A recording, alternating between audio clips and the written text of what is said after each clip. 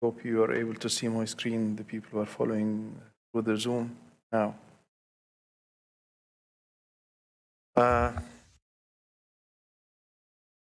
Today is a packed day. You remember a day you went to school and it was a tough day. You came back home and had so many lessons, but unfortunately you didn't get anything. The lessons are very complicated, are very tough. You didn't get a lot of the stuff you have been taught. I think this can apply to this day for the disciples. The disciples have seen a lot of things happened with Jesus on that night, which they didn't get. And I think this is what I'm going to speak about tonight. You remember in the morning when Jesus went to wash the feet of the disciples, he went to Peter and he was going to wash his feet, and I cannot do that. I cannot accept that you kneel down and wash my feet. Jesus told him, you don't understand what I'm doing. You will understand later. Also in the third hour, in the Gospel of St. Luke,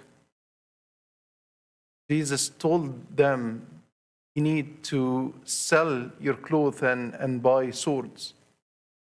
And Peter said, yeah, we have 2 here. Jesus said, it's enough. He wasn't saying it's enough. 2 swords are enough. We don't need more than 2.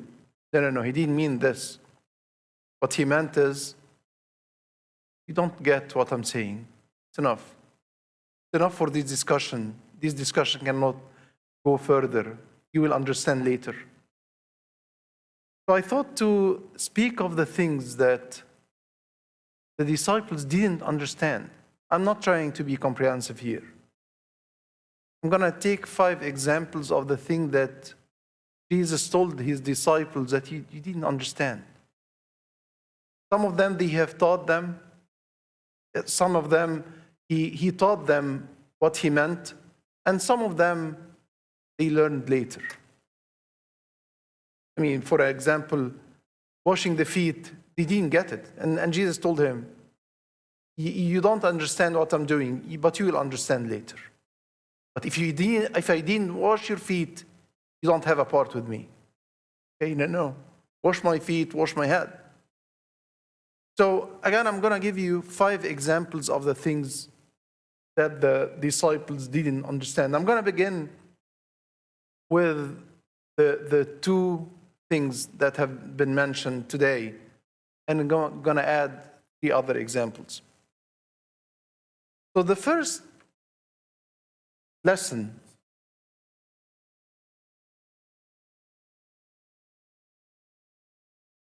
not sure if this is going.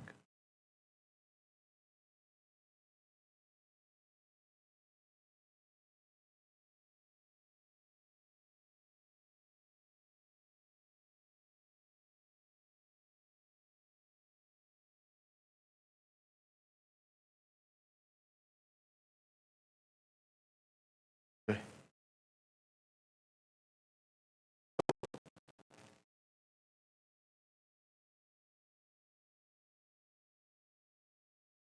Again, I hope you see my screen. So as I said, 5 things they didn't understand. The first of them, how to serve with humility. This was the lesson of today when he washed their feet. Jesus knelt down as the master. And I think Peter didn't do anything wrong when he said, I cannot accept that you kneel down and wash my feet. I cannot. I mean, I think if any of us were at his shoes, we would have done the same. But Jesus needed to teach them a big lesson. They're going to be his servants, his disciples, his apostles, who's going to go to the whole world to preach the gospel. They should always remember how their master, the one who did all the miracles they have seen, the one by his name they were able to cast out demons, the one who rose people from the dead, the one who did marvelous things, the one who taught in a way that has been never seen from anyone else before, the one who taught with authority. He needed to tell them, I am the master, yes, but you should go down and wash the feet of the people. You're going to be the apostles, the leaders. But the leaders who are following me, who are preaching my name, who are preaching my gospel, they are not above the people. They are at their feet. That's why he told them, what I'm doing, you don't understand. I think there is another lesson here, that also you need to be cleansed. I'll give you the washing. This was a symbol of the washing of baptism. So he needed to tell them that you need to be cleansed to serve me, and you should serve with humility. Because the Son of Man came not to be served, but to serve and to be a ransom for many. This is the first lesson he didn't get. And he explained after he finished and he washed their feet, as we have heard in the morning, he told them, you understand what I did? You say I am the master and the teacher, and truly I am. However, if I am the teacher and the master, and I did to you this, I washed your feet, you should do it to each other, because I gave you a lesson. To serve with humility. I think that's why I gave a title to this talk, that, but they did not understand, that's the disciples, what should we understand? And what should we never forget? I think we understand the meanings, but we need to stick. We need to be reminded of them every day as Christians, as people who are celebrating this Holy Week, people who are tomorrow will be gathered to remember the death of the loving Christ. And then 3 days later, we're going to celebrate his resurrection, his power over death. So the first lesson that they didn't get in the beginning, especially they had the idea that things are moving forward toward the kingdom. We're going to be having great offices. We're going to run for office. Whatever office they're going to run for. I mean, Jesus is going to be the king, and the mother of the sons of Zebedee, she wanted one of them to be at his right hand and the other at his left hand. I mean, high offices. One to be running the Congress, the other to be running whatever. But he told them, no, I'm not asking you to follow me to run for office. Serve with humility. The second lesson, again, this was from the readings of the third hour of tonight. And he said to them, when I sent you without money bag, knapsack, sandals, did you lack anything? So they said, nothing. We didn't lack anything. We find all the doors are open for us. Even the demons were cast out by our words, by your name, by just that we utter your name, the demons were cast out. So they said nothing. Then he said to them, but now, things are changing. But now, he who has a money bag, let him take it, and likewise a knapsack. And he who has no sword, let him sell his garment and buy one. So I say to you that this which is written must still be accomplished in me. Remember that he was saying this right before the cross. He was telling them, now I'm leaving. You're going to be scattered. You're going to see me dead on the cross. I'm going to die on the cross. However, you're going to preach my word and my gospel, and you're going to be dead like me. You're going to be killed. You're going to be martyred. You're going to find opposition from people. But you will be always victorious. But not victorious by running, as I said, for office, but by preaching my word, even by your blood. For I say to you that this which is written must still be accomplished in me. And he was numbered. He was numbered with the transgressors. For the things concerning me have an end. So they said, Lord, look, here are 2 swords. And he said to them, it's enough. Don't understand. You're going to strive. You're going to struggle. You're going to go through the spiritual struggle. This is what you should rely on later. You're going to go and preach my name. You'll find resistance. You'll find people who will reject you, as I was rejected. So the second lesson he wanted to teach them, and they didn't get it. They were thinking again. They were prepared for the kingdom and the office they're going to be having as the disciples and the followers, the first followers of the king. But he told them, or he wanted them to know that it's a different kingdom. Because the king will be crucified, and you will follow him in bearing their cross. And I think this is the third lesson. The third lesson, after the transfiguration, after Jesus took James, John, and Peter, and went on the Mount Tabor, and he transfigured in front of their eyes, and they marveled. And after this, he went down. This is according to St. Luke. After they went down from the mountain, he make one more healing miracle, and then he started to tell them. And they were all amazed at the majesty of God. Why amazed of the majesty? Because they have seen him transfigured, and they have seen one more of his miracles.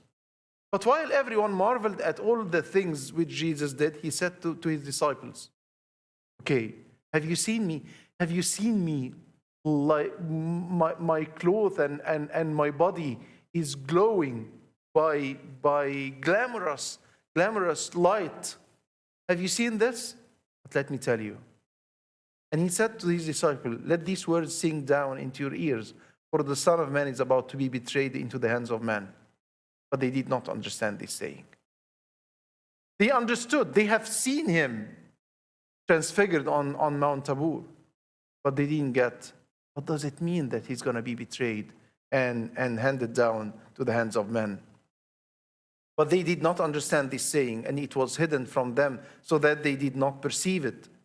And they were afraid to ask him about the things. They didn't understand. They didn't get it. But we get it. That if you want to follow him, we should deny ourselves, bear our cross every day. Every day. In one of the Gospels, it was added this important piece. Every day. The cross, bearing the cross and denying yourself is something you do every day. It's not something you celebrate from a year to the other, but it is something you live. And you don't seek the things that are pleasing you, but what are pleasing God and pleasing your neighbor. So bear your cross.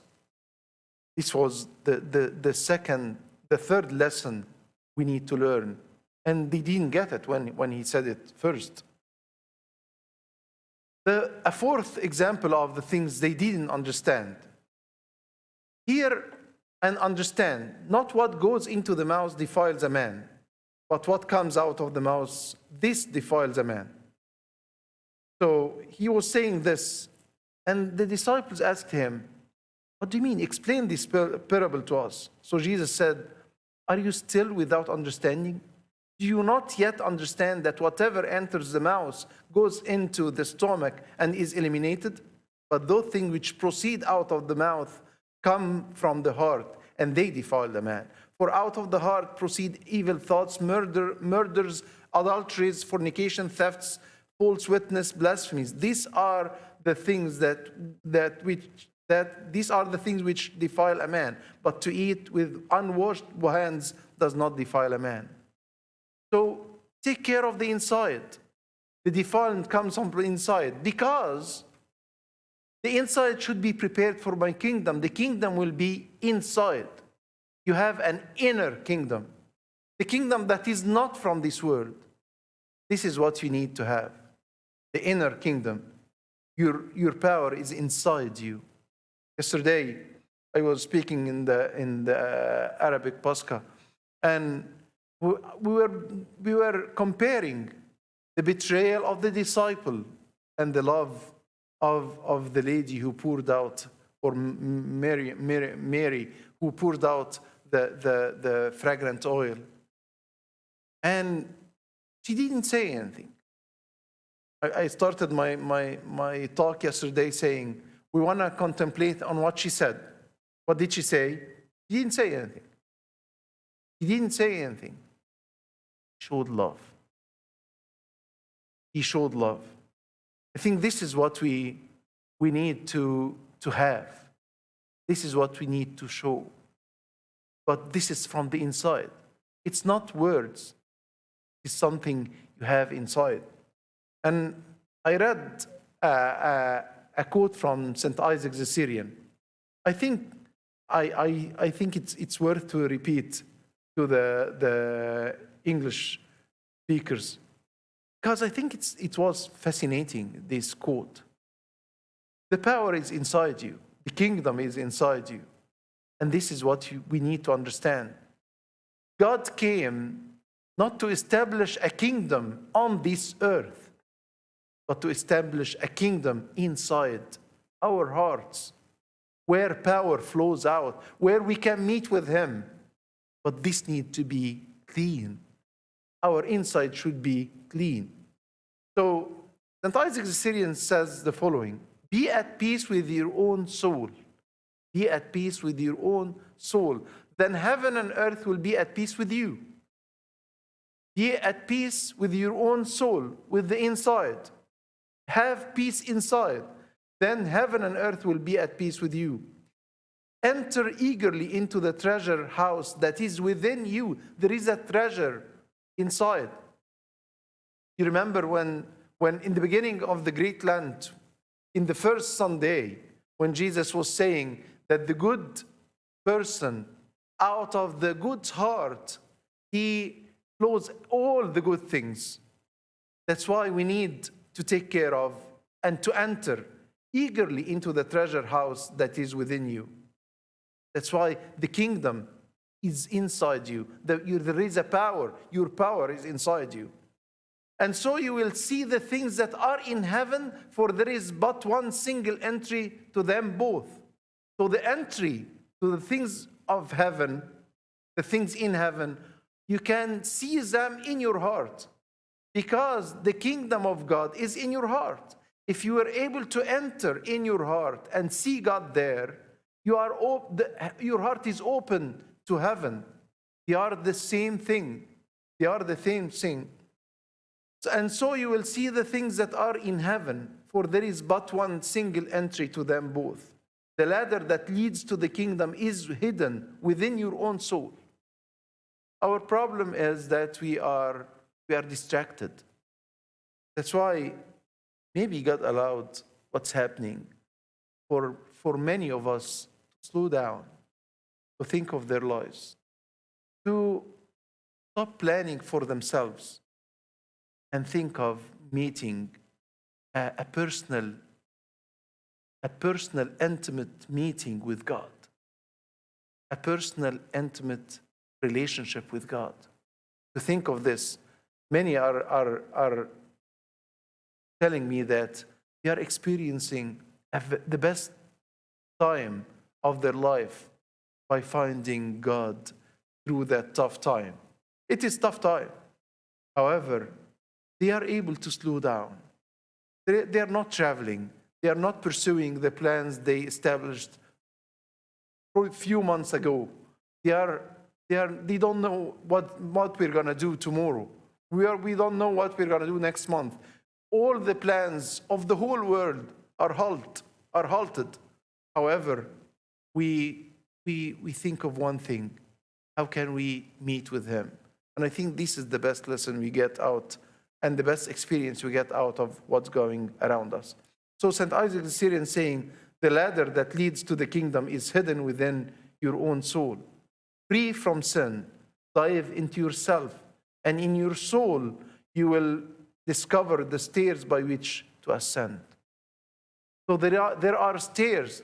There is a ladder inside you that can make you ascend to heaven. You are able to find this. That's why Jesus said, and this is what the disciples didn't understand, that what defiles a man is inside, not outside. And also, sanctification is inside. The kingdom is inside. Your power is inside. The last thing, do not forget the experiences of faith.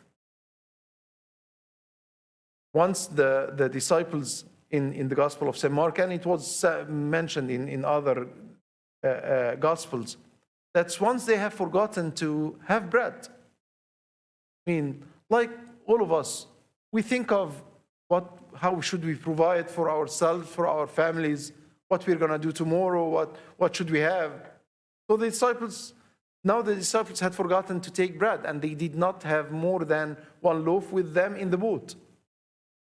So Jesus knew that they were thinking and they were reasoning about this. So he told them, he was blaming them. Why do you reason because you have no bread? Do you not yet perceive nor understand? They don't understand. Do you not perceive nor understand? Is your heart still hardened? Having eyes, do you not see? And having ears, do you not hear? And do you not remember? When I broke the 5 loaves for the 5,000, how many baskets full of fragments did you take up? They said to him, 12. I think they were looking down and said, 12. And also when I broke the 7 for the 4,000, how many large baskets full of fragments did you take? And they said, 7. So he said to them, how is it you do not understand? How many things did God do to each and every one of us? How many problems have been solved by the power of God for each and every one of us? How many hardships He took us away from? And whenever we are faced with something new, we get very worried and we get scared, unfortunately, because we don't rely on our experiences of faith.